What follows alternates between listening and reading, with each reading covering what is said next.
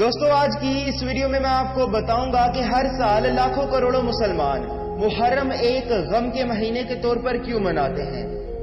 میں آج کی اس ویڈیو میں کوئی فالتو کوئی فضول بات نہیں کروں گا، اور میرا بولنے کا انداز جیسا کہ عموماً دوسری ویڈیوز میں ہوتا ہے اس ویڈیو میں ویسا نہیں ہوگا۔ میں صرف اپنا فرض سمجھ کر آج کی یہ ویڈیو امام حسین ابن علی اور کربلا کے 72 شہداء کی یاد میں بنا رہا ہوں۔ محرم اسلامی سال کا پہلا مہینہ ہے۔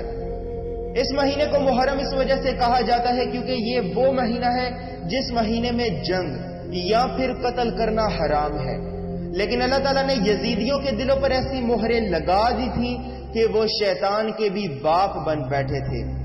اسی مہینے کی 10 تاریخ یعنی کہ 10 محرم کو نواسہ رسول حضرت امام حسین ابن علی کو بے دردی سے شہید کیا گیا۔ آج پوری دنیا میں لاکھوں کروڑوں مسلمان امام حسین ابن علی اور ان کے 72 شہداء کی یاد میں ہر سال گلیوں، محلوں، شہروں اور سڑکوں پر احتجاج کرتے ہیں۔ ان کے احتجاج کرنے کی وجہ کیا ہے؟ یہ کیوں احتجاج کرتے ہیں؟ آج کی اس ویڈیو میں بس آپ کو یہی بتاؤں گا۔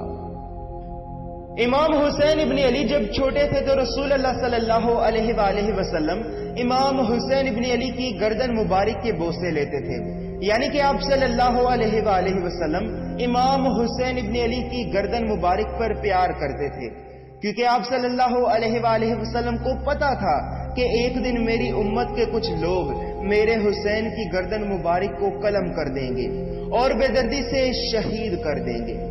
رسول اللہ صلی اللہ علیہ وآلہ وسلم نے منبر پر کھڑے ہو کر فرمایا، پہچان لو یہ حسین ہے، اسے کبھی تکلیف مت دینا، اس کی ہمیشہ مدد کرنا۔ جس نے حسین سے محبت کی اس نے مجھ سے محبت کی۔ امام حسین ابن علی نے جب ننھے شہزادہ علی اصغر کے لیے پانی کا سوال کیا تو یزیدی لشکر میں سے کسی نے بھی انہیں پانی نہیں دیا۔ امام حسین ابن علی اپنے لیے نہیں، صرف اور صرف 6 ماہ کے چھوٹے سے بچے شہزادہ علی اصغر کے لیے پانی مانگ رہے تھے۔ یہاں پر میرا ایک سوال ہے، 6 ماہ کا بچہ کتنا پانی پی سکتا ہے؟ صرف پانی کے کچھ قطرے؟ لیکن یزیدیوں نے پھر بھی 6 ماہ کے بچے کے لیے پانی نہ دیا۔ ملعون حرامی ہرملہ نے 3 منہ والا تیر چلایا جو شہزادہ علی اصغر کے گلہ مبارک کو چیرتے ہوئے نکل گیا۔ اب یہاں پر میرا ایک سوال ہے، اگر آپ کسی کے باپ ہیں اور آپ کے 6 ماہ کے بچے کا جو بھی بول تک نہیں سکتا، اگر اس کا کٹا ہوا گلا آپ کے ہاتھ میں رکھ دیا جائے تو آپ کی کیا حالت ہوگی؟ آپ کی حالت اس وقت کیسی ہوگی؟ اس کے بعد اگر بچے کی لاش کو اس کی ماں کے سامنے کیا جائے تو اس ماں کی کیا حالت ہوگی؟ میرے اس سوال کا جواب صرف اور صرف ایک باضمیر ماں اور ایک باضمیر باپ ہی دے سکتا ہے۔ جب حضرت غازی عباس علمدار بی بی سکینہ کے لیے پانی لینے کے لیے گئے اور رستے میں ہزاروں یزیدیوں نے آپ پر حملہ کیا اور آپ کے بازو مبارک کو قلم کر دیا، اس وقت زمین کیسے کانپی ہوگی؟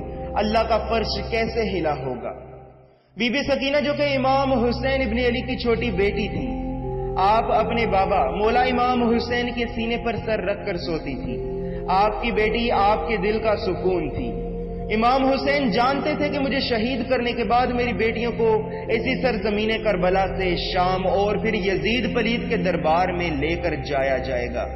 امام حسین نے اسی وجہ سے کربلا کی زمین سے پہلے ہی کانٹے اٹھا کر زمین صاف کر دی تھی تاکہ میری بیٹی کے قدم مبارک پر یہ کانٹے نہ لگ سکے۔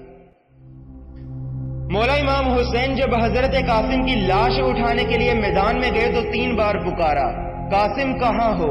قاسم کہاں ہو؟ قاسم کہاں ہو؟ تینوں بار جواب نہ ملا۔ پھر امام حسین نے فرمایا، امام ہو کر حکم دیتا ہوں، بتاؤ قاسم کہاں ہو تم؟ تو مشرق سے آواز آئی، مغرب سے آواز آئی، چاروں طرف سے آواز آئی، چچا میں یہاں ہوں، چچا میں یہاں ہوں، چچا میں یہاں ہوں۔ کہیں بازو تھا، کہیں ٹانگ اور کہیں سر۔ مولا امام حسین نے حضرت قاسم کے ٹکڑوں کو اکٹھا کیا اور ایک گٹھڑی بنائی اور پھر کہا، حسین غریب ہو گیا، ہائے حسین غریب ہو گیا۔ اور پھر امام حسین ابن علی کو شہید کر دیا گیا۔ امام حسین ابن علی کے جسم کا کوئی ایسا حصہ نہ بچا تھا جس پر تیر نہ ہو، پورا جسم تیروں سے تر تھا۔ بس اسی وجہ سے پوری دنیا امام حسین ابن علی اور ان کے 72 شہداء کی یاد میں غم مناتی ہے کہ آل رسول کے ساتھ یہ کیسا ظلم کیا گیا۔ بس مجھ میں اس سے زیادہ ہمت نہیں کہ میں آپ کو مزید کربلا کے بارے میں بتا سکوں۔ اسی طرح امام حسین ابن علی نے اسلام کو زندہ کیا۔ کیا خوب کہا ہے کسی نے، اسلام زندہ ہوتا ہے ہر کربلا کے بعد۔ درود و سلام ہو امام حسین ابن علی اور ان کے اصحاب پر، اور لعنت ہو ان یزیدیوں پر جنہوں نے امام حسین ابن علی اور ان کے 72 اصحاب کو شہید کیا۔